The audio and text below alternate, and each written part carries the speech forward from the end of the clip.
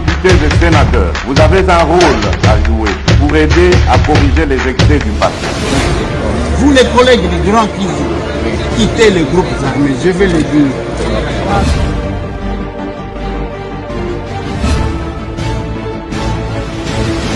Allez, bienvenue mesdames et messieurs. Bon retour à moi-même.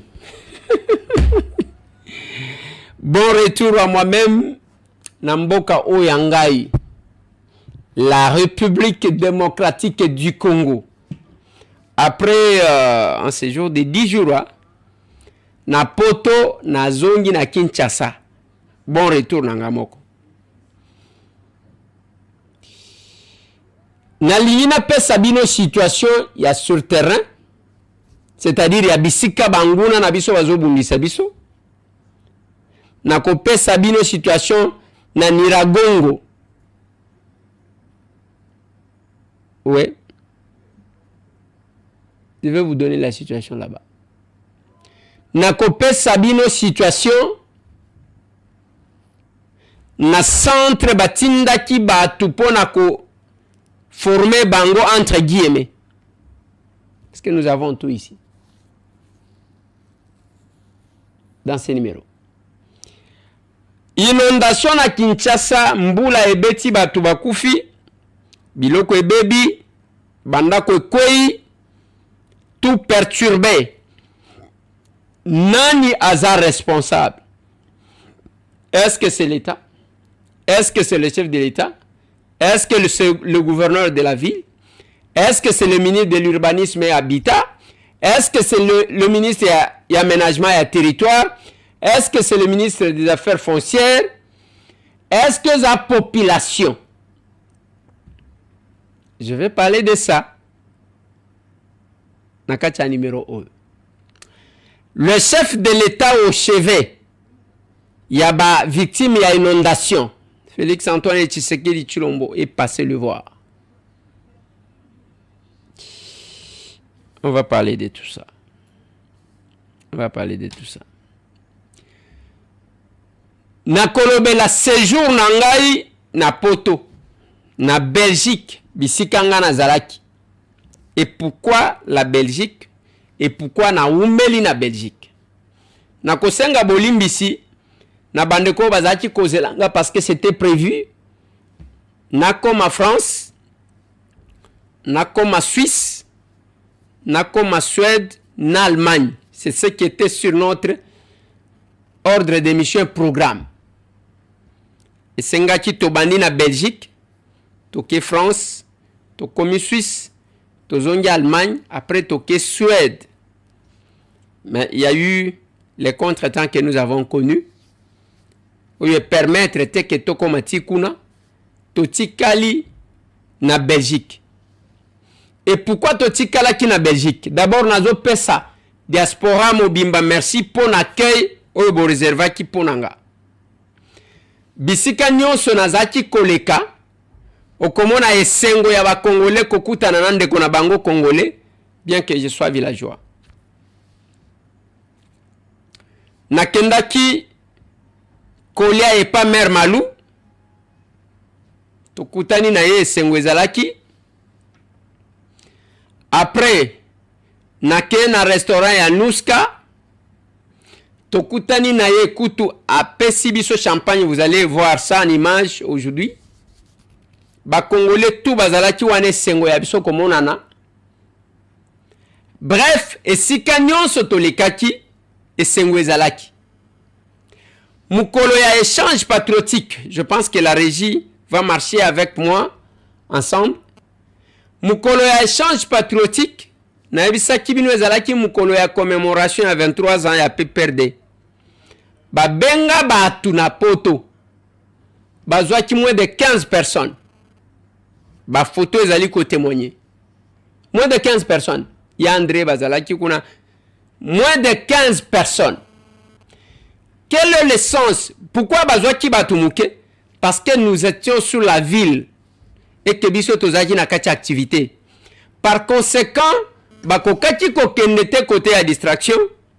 Falaki baya côté ka ba stress na bango, ba insomnie na ba tension. Pona kendali na kitunga pona osombo. pour nous ça va congolais que le pays là c'est votre pays et vous avez tout intérêt ya kotonga yango. Tozana obligation pas de se justifier mais ya kotonga yango.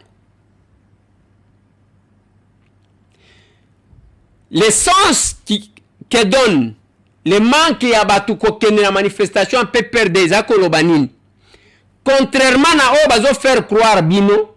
Oui, n'importe le collabo ne manque pas. Ba Congolais baza libanda baza pourte makambu ya bitumba ezo boma batu.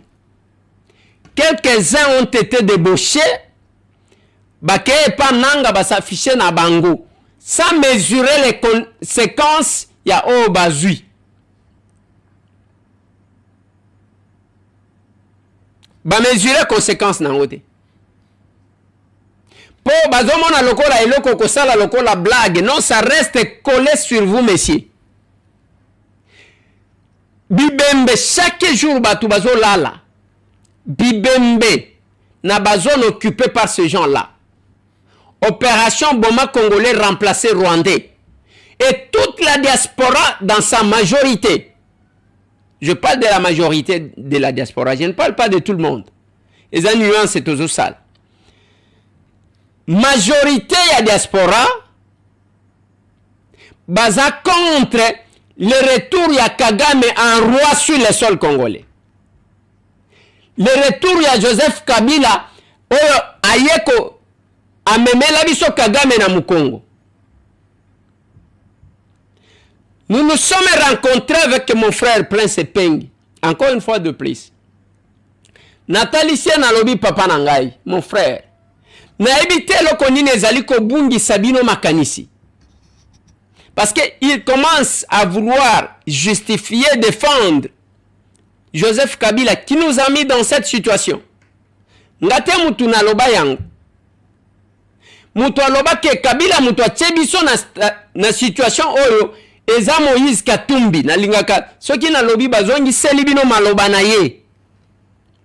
2018, il a trahi la constitution congolaise, il a trahi le peuple congolais, il a tué à l'est du Congo, à Beni et dans le deux Kasaï, l'insécurité qui règne aujourd'hui. Moi, je ne voulais pas rester avec l'incarnation du mal, c'est pourquoi j'ai quitté Kabila. La situation que traverse notre pays actuellement, comme bonango Joseph Kabila, Moïse Katumbi, a tué à l'est du Congo, à Beni et dans le deux Kasaï, l'insécurité qui règne aujourd'hui. Moi, je ne voulais pas rester avec l'incarnation du mal, c'est pourquoi j'ai quitté Kabila. Et quand les opérateurs politiques ont changé, sans dire au peuple pourquoi ils ont changé, yo lo baki na biso ke muto atie biso na situation oyo eza Kabila le lo changer parce qu'a pesio nini.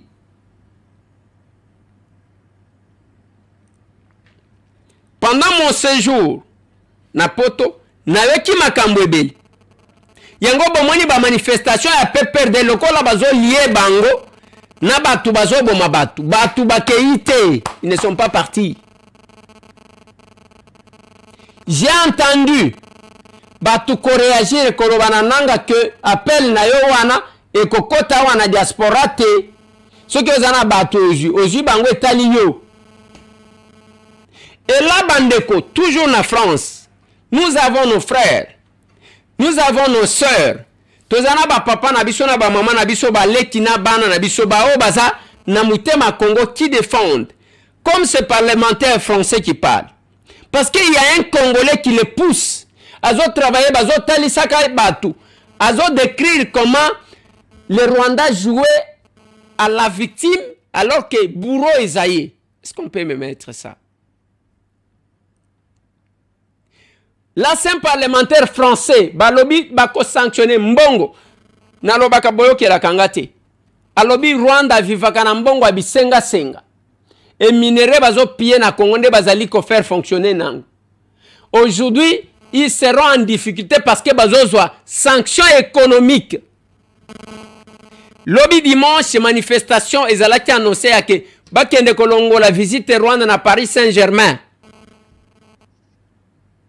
Balobi wana mbongo que la France donnait au Rwanda ba millions de dollars bazaki kopesa bango ba vivaka na bisenga sengana koyibe pa na biso. Je vous ai dit, la France a lâché le Rwanda. Bokomon. Batu tout ba serva batu pona koboma bandeko na bango ba africain. Ba suka ka kokufela na exil kaka na Afrika. Je vous ai dit que Kagame azana suka. Lelo le 7 eza mukolo ya commémoration ya génocide na Rwanda. À son temps, comme vous savez, Ezaki ba chef de l'État ba yeba tondi, oya ya prononcé discours, ya compassion, oya ye. Lelo, anyanya wanyanya, ata mon côté. Ça ne vous dit pas quelque chose. Ça ne vous dit pas quelque chose. Na lignina tsela bino Kagame, discours le yalil. Bota la signe na ye, bota la ndenga zolo bela. Boye bisanga nini bo zo constater et puis boyo kaba propos na ye. You see, when you're talking about Rwanda and ganging up together against Rwanda, you think it's some country that is I don't know. Then when I remember the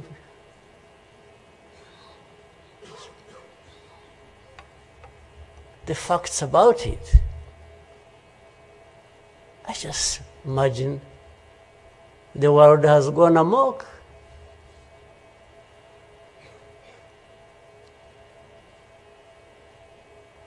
But in the midst of all that, we have to live. We have to live our lives, we have to fight for that, we have to live the way we want. And I tell anybody to his face to go to hell.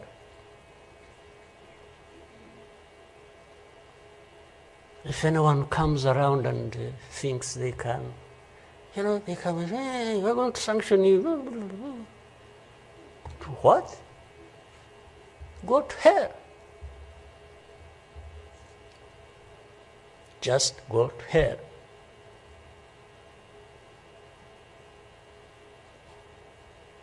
You have your own issues to deal with. Go and deal with your own issues. Leave me to mine. This is the spirit I think Rwandans must have. Voilà. Yewana uchikolo bake nenge tozali. D'abord, il appelle à la résilience. Il faut batuba kende na indépendance. C'est que ça veut dire les lo Kagame a reconnu que bazalaki na boumbu jamais batika la cause à l'indépendant. De deux, Kagame azolo bana batuke ndenge na zaboy o ka batu bazolo bake bako sanctionner ngai alobi allez au diable. Allez au diable. Alobi ango 3 fois. Go up. Come, hey, we're going to sanction you. To what? Go to hell. Just go to hell. Alors, tangu mutu wana zolo baloba. Pour ceux qui ne voient pas, bazomona teke mutu a komi na lilita, a komi na suka.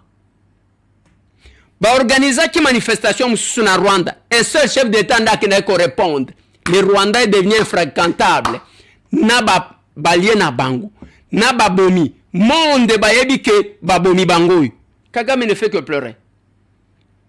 Wanando komona mutu. Non voilà, biso et minerai avec les États-Unis d'Amérique. Ndeko nangai toko signer accord na ba américain.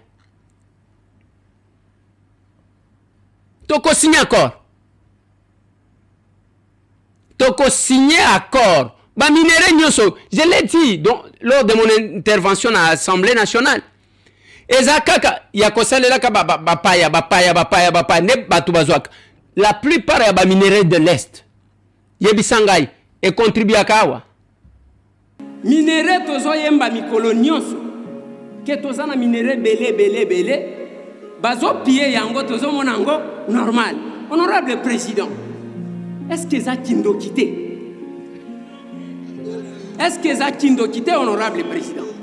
Parce que nazotala ba makambo ezalia.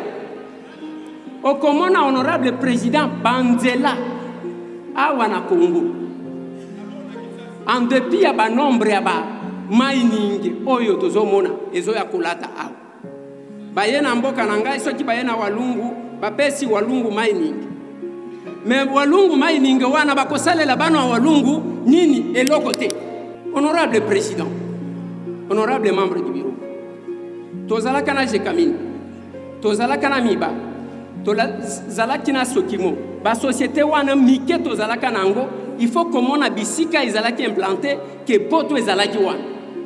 Les lois fait que tout ce que nous avons comme mining, mboke ezokufa kaka, banzele zobeba kaka, nazomona batu misusu, bazomona lokola Katanga c'est le paradis. Les Katanga ce n'est pas seulement Lubumbashi, Kolwezi et Likasi.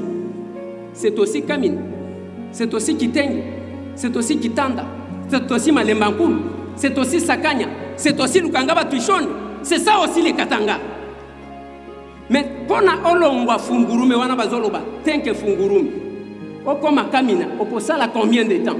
Nalinga ina ressortir d'abord la première question. Préalable nini basalaka avant que ba octroyer ba carré minier. Parce que le carré minier, place mususu bazwa octroyer yango ezabisika bato ba vivaka. Basalaka musala nini pour ne pas mettre en difficulté les populations qui vivent dans la place où ils découvrir les minéraux. C'est une question que j'ai posée. Depuis que le ministre Azali a dit que na Kasai, na Chikapa, ba diama oyo ba lukaka ezalaka kuna pona ko penser lo lenge kani ya koti ko installer ba usine mususu to ba société mususu oyo koti ko exploiter yango.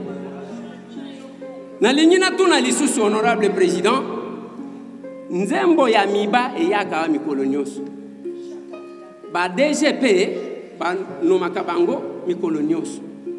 Est-ce que le ministre a koti ko yebisa biso que même moi muke wana ebimaka pona ko relever mibango ekendaka wapi azui quand même moi temps parce que ceux qui totalika côté moko de makambo ezo salaka exode rural ezo sala ke batu balongwaka bamboka bakendaka na ba grandes agglomérations.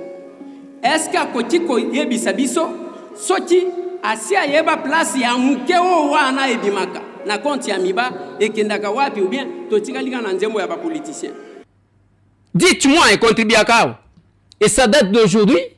Quand on veut trouver une solution à que même Mouketo cause pourvu que tous à la Nakinia, binobo ya côté lema, le complice ya ba Rwandais chef na bino wana lempi. You see, when you're talking about Rwanda and ganging up together against Rwanda, you think it's some country that is I don't know. Then when I remember the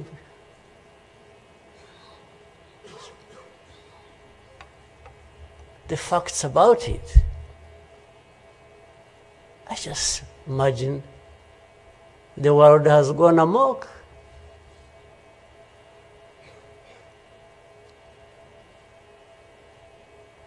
But in the midst of all that, we have to live. We have to live our lives, we have to fight for that, we have to live the way we want. And I tell anybody to his face to go to hell.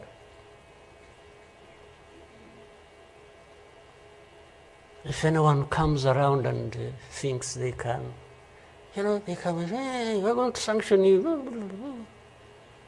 To what? Go to hell. Just go to hell.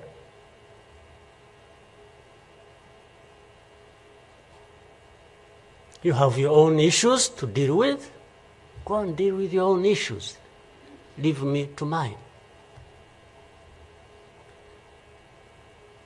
This is the spirit I think Rwandans must have. Boyebi histoire ya Blaise Compaoré. Boyebi histoire ya Côte d'Ivoire. Ba makambu nyonso to wana ça se répète parce que tant yozo utilisé Kagame abimaki mutu wa makasi. Aujourd'hui affaibli, a commis kolela partout. Bande konangai. Ne vous en faites pas. Je vous dis ça. Ba soda na biso bazwaki balobi bazwi ba soda bako kokisa effectif. Nani akokende kuna sala nini? Na bar moko, place moko babengi chez Richard, na Niragongo. Lobi bavandaki, oyo Ogi, Augustin Darwin, oyo azaki porte-parole ya FPP, a rejoint, a kendaki pana bango. Akufi lobiti. Bagarde na yeba chauffeur, tout le monde blessé. Bamsusu mbangu. Les Congolais ne sont pas prêts à accompagner le Rwanda ou à ramener le Rwanda sur les sols congolais. Cette aventure que vous voyez là va s'arrêter. Tokosili Sabitumboyo, pas à travers Manduki. Manduki tozo bongi, ça va pour Balobi qui veut la paix, prépare la guerre. Balobi prépare la guerre. Balobi tek improvise la guerre. Quand le chef de l'État vous a dit, namona kabatumbo na ebite, mutu nyonso azana possibilité na ya commettre son avis analysé. À la moindre escarmouche, oui, Félix Antoine Tshisekedi l'a fait. Yaya Mundu qui c'est la diplomatie. Et aujourd'hui, cette diplomatie-là affaiblit le Rwanda, affaiblit Kagame, Batu Bazo Mona. La guerre n'est pas que Yamanduki. Biso to abato Manduki te, to zaba spécialiste nangota. To zaba spécialiste nangota. On est arrivé à ce pouvoir par Anzela ya Bongo ya Mayeli. Ce qui bazolo ba à la moindre escarmouche, oloba kezandenge nini. Oui, Kagame est à genoux. Mesdames et messieurs. Asa ya kofuka mati. Na salaki analyse ya photo ya Doha, personne qui nous a contredit. Tango zota la photo wana ndenge ba vandeli. Qui en position de faiblesse, qui en position de force. Na yeko tche la bino vidéo que je vous recommande, bazonge lango lisusu. Tango azolo bake Félix a manipulé toute la région, a manipulé Batunios. C'est-à-dire, en d'autres termes, alobi na bino ke bazoyo ke langa ya ta muke lisusu te, mungongo bazoyo à travers le monde. C'est la voix de Félix Antoine Tshisekedi Tshilombo. Tshisekedi has been able to manipulate individual leaders, countries, now regions, and almost bringing a misunderstanding within and among regions. Why don't we therefore find a way of just talking about it and not allowing Tshisekedi to dictate the terms of what must happen, because he is even wrong. We know he's wrong. Ce n'est pas une victoire. Il y a ce qu'on appelle la guerre médiatique. Vous pensez quand on parle de la guerre, il y a toujours guerre Yamanduki. La guerre diplomatique, Tolongi Bango. Allez, bravo à tous les Congolais. Jusqu'à aujourd'hui, ma manifestation est au Salem. J'ai vu ce qui s'est passé en Afrique du Sud. J'ai aimé. J'ai raté d'être là parce que je pouvais être là. Et l'ingatiez à la Lissousou, au Pessimbo Amboaboy. Mais contre-temps, bande de Afrique du Sud, les Foukanazoya.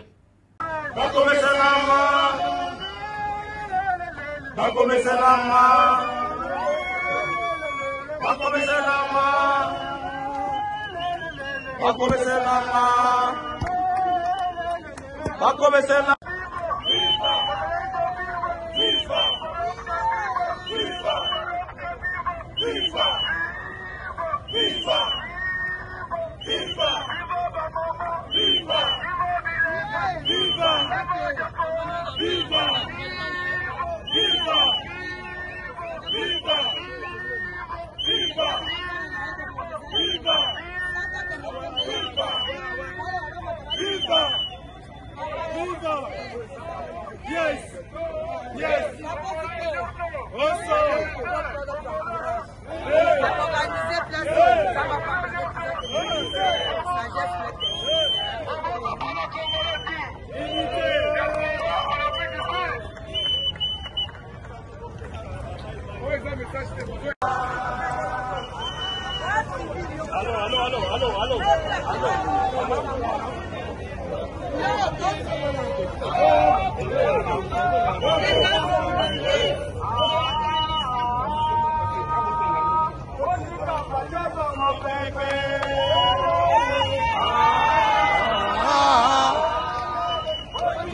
fachazwa mopepe.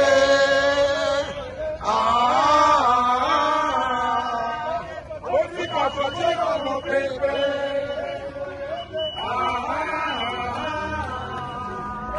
Otika fachazwa mopepe.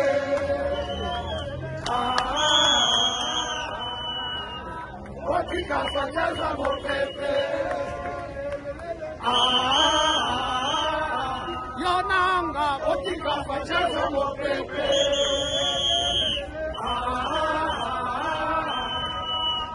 Otika fachazwa mopepe. C'est le problème de la terre.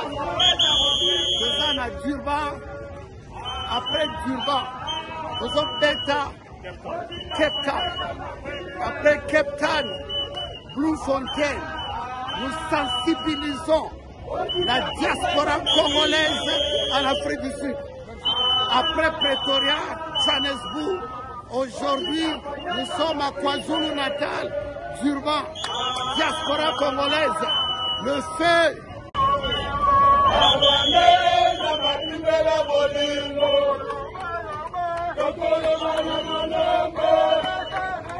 Tokobeta na masasi, tokoloma na monoko, tokobeta na masasi. Barwande samba pimera bomendo. Barwande samba pimera bomendo. Tokoloma na monoko, tokobeta na masasi. Tokoloma na monoko, tokobeta na masasi. Bande kwa France nazo zongela bino, nazo ya kala mingi te. Nazoya. Et nous sommes sur le front diplomatique, nous sommes sur le front médiatique, nous sommes sur le front parlementaire. Talaba casquette. On va défendre ces pays. S'il y a quelques personnes qui parlent encore en mal de gens, de leur pays, mais Talibango, il n'y a pas de problème. Les inondations Salemia, tous les responsables, les chefs de l'État, les gouverneurs de la ville, bande konanga la responsabilité partagée. Bisonio sont tous responsables. Naloba tous les jours que parmi bilo konzamba kela ya makasi ezamai l'eau. Mai soke tomboki parce que moto bomona ki ba moto na Californie. Mais bazo mema mai pona ebo ma moto. Mai soke tomboki ko memani. Voilà pourquoi mai ba protéger kango ba entretenir kayango pour que tombokate. Bino tango bozo agresser mai. À force ya ko agresser mai, l'agression de l'eau c'est-à-dire quoi? Bozo poussaka mai oyo otonja. La responsabilité partagée pourquoi? Oye otongi na place ba bengi zone non indificante et pas ba latiniste ba to ba droit. Ezaya ke muto atongate yo ye otongi. Okay, l'État peut akamati mikanda pe sio, c'est la responsabilité ya l'État. Aménagement des territoires, Giluando Mboyo, Ozawapi parce que tout le monde même pas sur terrain. État lioté. Urbanisme et habitat. Je parlais affaires foncières, il y a leur responsabilité. Je parlais d'urbanisme et habitat, il y a votre responsabilité. Dans l'obéli makambo aménagement du territoire, vous avez la responsabilité. Dans l'obéli hôtel de ville de Kinshasa, vous avez part nabino à responsabilité. Peuple pezana part à responsabilité nae. Dans l'obaka nabino tango bozozo milangi, ozu milangi obwaki na mai. Au commissaire mai poubelle na yo, l'eau va se défendre à kozongela yo. Qu'est-ce que l'eau fait? Ozachi kobwa kelanga salité, zela na zozongi sela yo siko. C'est entre autres, nous déplorons les morts. Batu bakufi. Tomoni batu na bakano. Namoni même kano ya hors bord ya gouverneur et kufi wazo tindikaye. Namoni batu ba memi ba militaire na bango. Ce signe là ya comme ba militaire, c'est que j'ai aimé, je crois que la régie va vraiment marcher avec moi. Signe wana comme maman pinge za ya kolobake. Biso tozana armée na biso. Quelle que soit la trahison de quelques-uns. nous sommes avec notre armée. Tomoni bandako etondi. Mais tangu yozo kende ko luka makamuna mai. Mai yo kozongela yo. Ozi biloko milanjo che. Tango zo chamai. Bokomi si mai poubelle. Boche salite. Boche mai.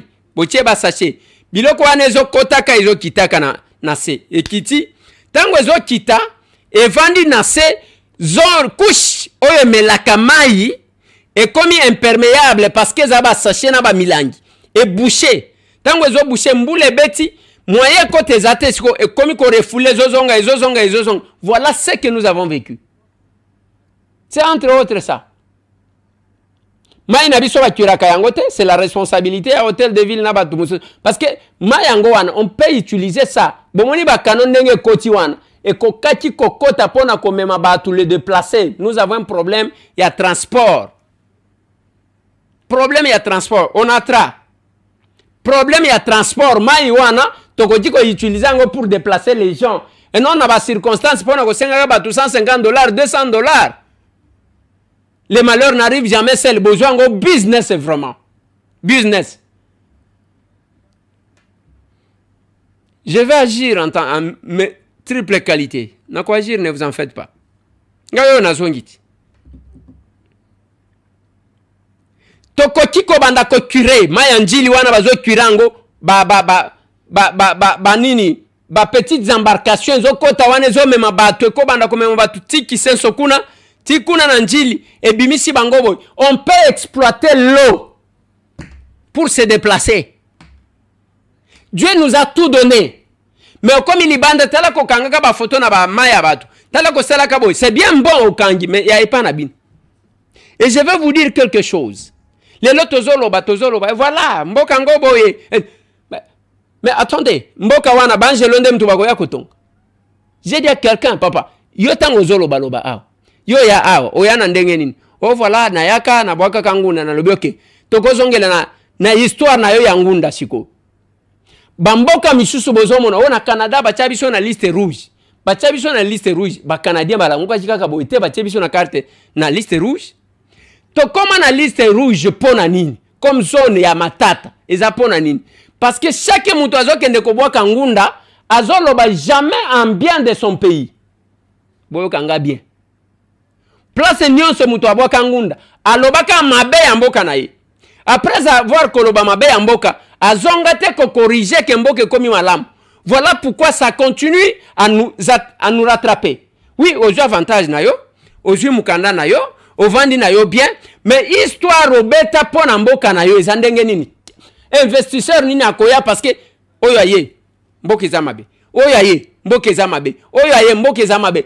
Naba mikanda nyonso tu wana soki tozwi batu tu basala ba déclaration. C'est aussi une déclaration contre son pays qui nécessite d'être corrigée. Qui nécessite d'être corrigée. Parmi les éléments, il y a image à mabe ya mboka na biso. Et ça aussi bangunda biso tobwaka. Oh toloba nyonso toloba wana qu'on n'a jamais retiré. Et tikala ndengwana. Et tout celui qui s'ajoute au lieu de bon, il sait pas na biso tozo bakisa. Chaque cas qui s'ajoute pour asile, pour exil bande konanga, il faut que yeba ke eza élément ya ko ternir image ya mboka na ye. Ce n'est que la vérité. J'ai discuté na bana. Mikolo na vandi na zo solo na bana capable rex na bana na zo kuta na ban comment mais on nous dit que là il y a pas de courant, on nous dit que là il y a un problème, là il y a l'insécurité, on nous dit que les gens souffrent. Nalobi oui. Même ici en Belgique les gens souffrent. Tobimi boye tobimi tozobima na balabala. Tokomi na gare du midi. Tokuti ba clochard bazali. Toye na Roger. Tokuti ba clochard bazali. Tokebo ba clochard bazalaka partout. Ba homeless bazapen États-Unis. Bazali. Mais na lobi na bana wana ke. Ici aussi les gens souffrent parce que bango wana ba vandi bazo senga mbongo. Mais au Congo, il n'y a pas que la souffrance. Il faut boye ba ke bamboka obo zaliba. Téléphone bozanango oyo ezo uta na mboka na bin votre pays est riche. Ba mituka o ezomona o ba nani ba hybride, ba électrique ezo ute pa na bino. Nathalie Sibana wana na lobi, même quand vous allez à l'école, il faut leur dire que c'est grâce à nous, biso la RDC, que vos villes là vivent. Bamboka na bino ya kitoko wana, ce qui nous manque, c'est la volonté de construire. Je le dis à ceux qui veulent m'entendre que si j'ai une haute responsabilité, tout homme politique est dans l'obligation d'avoir une maison chez lui dans son village. Tout député national, aux membres du gouvernement, mandataire public, monsieur, au sein du congé il y a 1 mois, tu es dans l'obligation de faire 3 semaines dans ton village, dans Mboka na yo. Pas na Kinshasa parce que boya ko envahir ba teke na ba umbu, même ndenge tozo sala ba makambo ya ba consultation au komona pour la ville de Kinshasa, wayambar moko boya bimi, mais te o ezaya ba umbu na ba teke, s'il faut aller dans le cadre géopolitique, il faut qu'on soit mo umbu, pas mo umbu ko fabriquer, soit qu'on soit muteke, pas muteka ko fabriquer, bozi pe ba autochtone, c'est ça que ça veut dire. Je suis élu de Kinshasa. Mais je ne peux pas entrer au gouvernement pour un quota ya nani s'il faut qu'on ait un cadre géopolitique. Non. C'est injuste. Biso toza contre. Bamakam. Ezako usurper identité à Batou. Voilà comment nous voyons les choses. Et je l'ai dit, bande Konangai. Ce pays, nous devons le construire. Bato ebele bakendaka na bamboka na bango babotamate kakolo ba de père et de mère et pas na bino ezawapi obandi ko réciter bazotanisaka yo biloko zokoma. Il faut se transporter yona mwasi na yona bana na yo boke na mboka na bino. Ndeko Eliezer yo salango tuna bana nanga je les emmener dans mon village. Pas une seule fois. Vous ne voulez pas construire parce que zomi tuna na okende ko lala wapi. Olinyiba tongela kayo okomona mutu mususu il faut bobo mboka pour que te mboka ezate ke bobo ngisa. Il faut tobongisa mboka na biso. Là où ça ne va pas, on fait quelque chose. Là où ça ne va pas, on fait quelque chose. Ezako sala théâtre wana na zomona batu misusu. Dans la moyenne na même biloko ezate parce que kuna douane eza makasi. Eza lokuta. Mundele, je dis à quelqu'un, je suis villageois et tout le monde le sait. Et Dieu m'a fait grâce de voyager, d'arriver là où vous êtes. Mundela pesa kana loboko ya mobali, abendi na ya mwasi. Oui, bazo futa yo bien. Mais ba taxe, ba facture. Oza nango combien, tika na combien. Ce qui est na ba tutokolo ba ke ezane loko ba bengi survie, c'est aussi ça. Ozo tika la kana mo fourchette ya mbongo moko amuke. Ya ko vivre nango. Muke kaka nde basilisa ka même banyongo ya bandaku wana bana na bango nde batika la ka air moko batika liko silisa. Muke nde basilisa ka. Oui, c'est bien bon on a kozwa na nyongo. Et je dis à quelqu'un que mundela yebi ko épuiser batu akosilisa yo. Parce que modèle ko banda ko travailler na ba rendez-vous kende boy kende ko kutana na kende na classe abana sala boy okomi ko lala muke mbongo wana ozozwa facture ya mai okomona facture ozwaka facture ya courant okomona ya chauffage paye oye paye tala ba facture belé. Mais avec tout ça on se dit quand même que non nous sommes bien mais entre temps on vous épuise okon nous avance okon nous avance okon nous avance.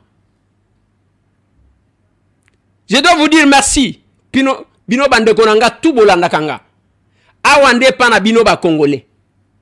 Bémission ya biso ya kolobana entre biso yango. Abonnez-vous chez nous. Tia cloche. Landaka makambo ezaliao. Ko landa ba media ya ba rwandete. Il y a des gens inconscients. Omoni bato bazali ko sepela na yo. Okomi ko batama. Ngali na uti Belgique. Na uti Bruxelles. Je suis allé voir mes frères tozo solo na bang. Oui, ezana ba mususu kutani na ye, moi divergence oyo kitende ko les aides. Nenga bozolo babino bozo kanisa ke Tshisekedi azakaka musantu na lobi na lobite ke Tshisekedi aza musantu. Mabe ya Félix Antoine Tshisekedi. Mabe ya ngai ndeko na yo. Ce qui n'a sali yango. Tobo sanango nanu. Totala monguna après tokotala na biso moko. C'est ça que je vais dire. Ce qui te ligne to soit na entre biso. Les Rwandais batunyo so bayebi ke bazo arrêter cette stratégie pour récupérer quelques Congolais dans la diaspora. Ce qui ne va pas marcher. Ça ne va pas marcher. Et quand je suis arrivé na le fufu aw, na longwe kuna na le fufu kuna, bazo inviter ngai, je suis libre de circuler parce que je défends mon pays. Mais bah oh ceux qui sont au service ya ba Rwanda kobata maboyobe. Il faut là ta mazopo, il faut ça là nazote la nabital. Il y a une question de la République parce que Makila ba Congolais et Kogang. Je vous ai dit, je vais terminer mon émission. Oui, je vais terminer. Ba soda ba makipona kobaki c'est effectif. Boyokine bazo kimaka bango. Personne ne va rester là-bas. Bazane le côté le Rwanda est en difficulté, bazali suna mbongo te minere ya muyibi bazo sombate. Bao basunga kabango ba kati ko sunga bango. Bakozo mbongo wapi? Les peu d'argent qu'ils ont, bazo bomba pona survie na bango ya ba Rwandais. Retenez que Kagame a utaki ko yebisa ba Rwandais que mikolo zo ya kozala mikolo ya makasi. Mikolo ya makasi, crise kokota makasi. Et aujourd'hui le Rwandais est en train de payer. Il est en train de payer ce qu'il a semé. Biso tozana bango problème ta. Bango ne bayaka koboma biso bayeba komi ko sala ba selfie na goma nazo tala na binzambe. O kama bele na biso tant que moyibi ayebani tokobanga te. Mon retour, quelques images à retour nangai tango nazolongwa na aéroport ya Zaventem, quelques capables, ba maman Marie-Jeanne bayaki kotika ngai ko accompagner ngai les staff.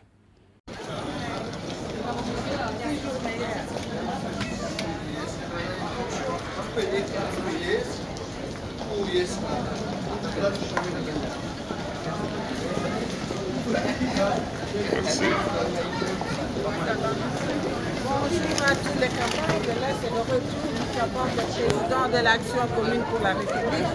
Donc, le premier de tous les capables. On est venu l'accompagner. Donc, voilà. Bénédicte, c'est toujours bien, toujours.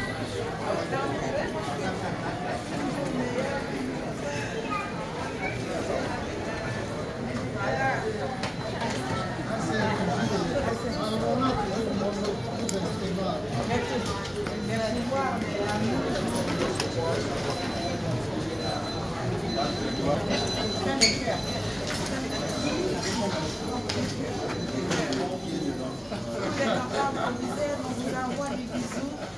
De la Belgique.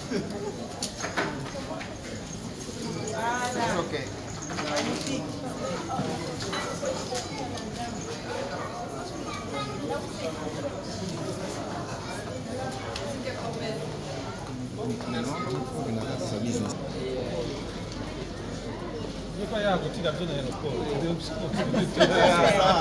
N'oubliez pas. Merci.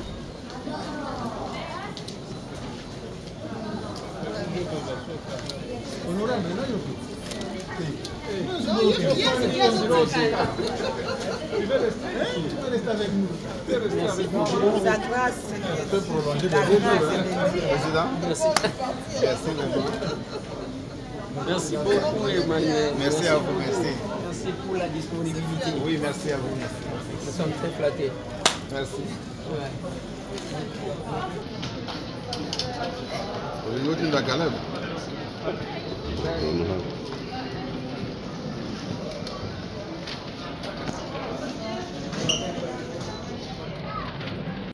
Voilà, merci à vous pour tout ce que vous avez fait pour nous pendant notre séjour avec l'honorable Nicolas Wemankoyi Omokot. Merci pour l'accueil. Merci pour... Je m'excuse auprès de Oyo. Moi, contre-temps, on est mon ami. Mais je vais encore venir. Mais le Congo a besoin de vous. Venez, on construit le Congo. Nous fournissons des efforts. Nathalie Sibino Centre, il y a formation professionnelle. Même quand le ministre est venu, pour nous visiter, pour nous tal. Alors, je pensais que le loco a bien, mais tu m'as surpris. Excellence, Monsieur le ministre de la Formation professionnelle. Grande est notre joie de vous accueillir au centre de formation professionnelle Boshi Namwala en ce jour très spécial. Toute notre gratitude, Excellence. Ce jour restera gravé dans les annales du centre de formation professionnelle Boshi Namwala. Nous vous souhaitons un leadership très luisant au sein de votre ministère, qu'est le ministère de la formation professionnelle. Merci beaucoup. Ce fut un rendez-vous très mémorable au centre professionnel Boshi Namwala, situé au quartier d'Elvo dans la commune de Ngalema ce week-end. Décor planté, atmosphère très détendue, tel est le climat dans lequel le ministre de la formation professionnelle, Marc Ekilali Kombo, a palpé du doigt le déroulement des enseignements dans ces centres. Mot de circonstances amplement prononcé, tour de salle soigneusement effectué, que de surprises agréables, de quoi susciter l'admiration du patron de la formation professionnelle. Promoteur de ces chefs-d'œuvre, l'égal État congolais, les députés nationaux et les Ntambwe Mposhi a reçu des éloges du ministre Ekila au nom de la première ministre Judith Suminwa Tuluka pour cette matérialisation de la vision du chef de l'État, Félix-Antoine Tshisekedi Tshilombo. Je voudrais vraiment remercier l'honorable Eliezer. Il a gratifié le pays d'un très bel ouvrage et il a décidé de dédier cet ouvrage à la formation professionnelle. Honorable, je crois que je suis membre du gouvernement, je suis assez bien placé pour vous transmettre les remerciements du gouvernement. Pourquoi ne pas dire les remerciements du chef de l'État? Parce que lui-même, il a placé la formation professionnelle comme une des priorités de l'année 2025. Très flatté, le ministre Marc Ekila a également sensibilisé la population pour le soutien au FRDC déployé dans la partie orientale pour la défense de l'intégrité territoriale du pays. Mais pour ça, dans le projet dans le centre Poti honorable des aides, dans l'Est, ils ont dans l'Est, ils ont un centre de formation. Alors, nous avons 5 abinons chaque fois, vous allez penser qu'on a pour soutenir le chef de l'État, le Premier ministre, on a Itumba, Oyubanguna et Rwanda, alors, pour soutenir le chef de l'État, il faut que vous soyez au sérieux, Makambo, Bino, Bouza, Koussa. Les apprenants, principaux bénéficiaires de cette formation gratuite, n'ont pas gardé leur langue en poche. Nous exprimons toute notre gratitude, en tout cas c'est au nom de tous mes collègues qui avons cette chance de bénéficier de cette formation qui est de plus gratuite. Alors merci beaucoup Son Excellence et nous voyons à travers ce geste votre besoin, votre souci de participer à notre épanouissement mais aussi à notre développement. Car ces formations nous permettront de diversifier nos compétences professionnelles.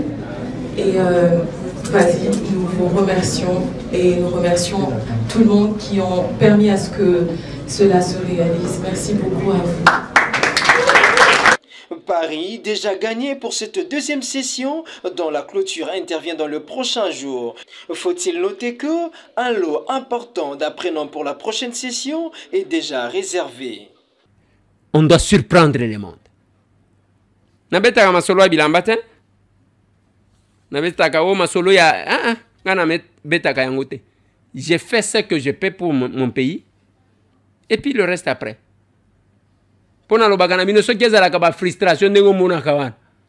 pouvais être le premier à être frustré. On n'est pas des opportunistes. Merci à tous les capables. Ce samedi, un grand échange patriotique. Ouais. Bravo, na capable Django Kiwi. Je crois. Pour n'andenge Kikwite Ningani.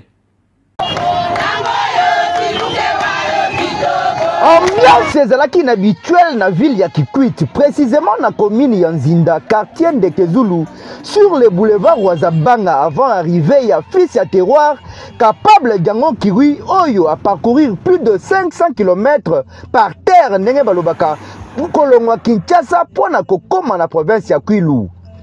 Ayambamaki kitoko kitoko Django Kiwi a délocalisé qui échange patriotique ya mokolo ya samedi oyo na terrain C ya Z pour na méga cérémonie ya lancement ya ba travaux ya construction ya morgue moderne ya 40 places ezali première après oyo ya hôpital général ya référence ya Kikwit. Mobilisation ezalaki de taille pe dini ya ba capable ya ASER lokola roi ayambamaki kitoko pe asepelaki na ndenge ba mama bazali kosepela na ye. Après présentation ya ba membre ya fondation na ye Beto Sadisana et l'accès to salisana ba intervention ebele esalamaki ya ba autorité traditionnelle pe politico-administrative. Moment oyo ezelemaki ezalaki oyo ya pose ya première pierre pour la construction ya morgue oyo ekozala lokola bijou pour na bana ya Kikwit 3 na commune ya Nzinda tozali bongo na ville ya Kikwit.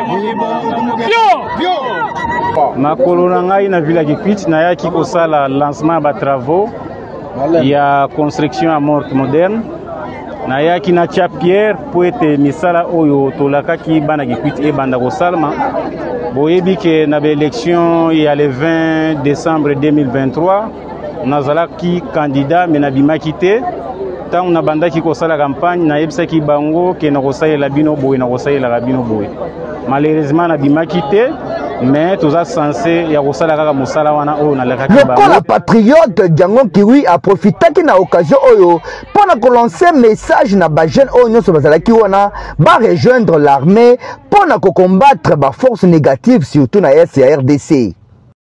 Oui, nasali appel pona na ba jeune pona agression rwandaise.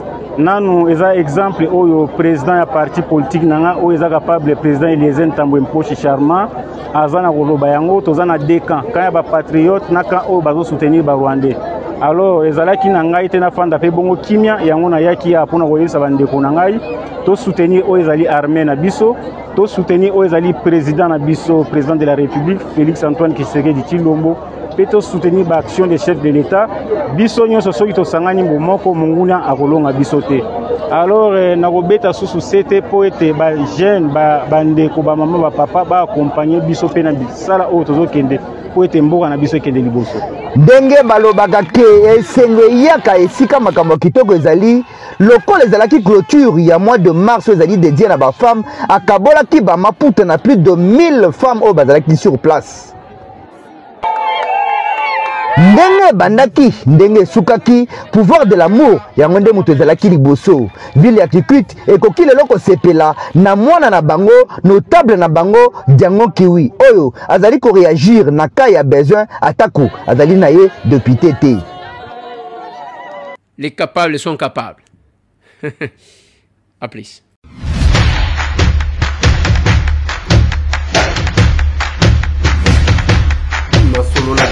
Honorables députés et sénateurs, vous avez un rôle à jouer pour aider à corriger les excès du passé. Vous les collègues du Grand Kivu, quittez les groupes armés, je vais le dire.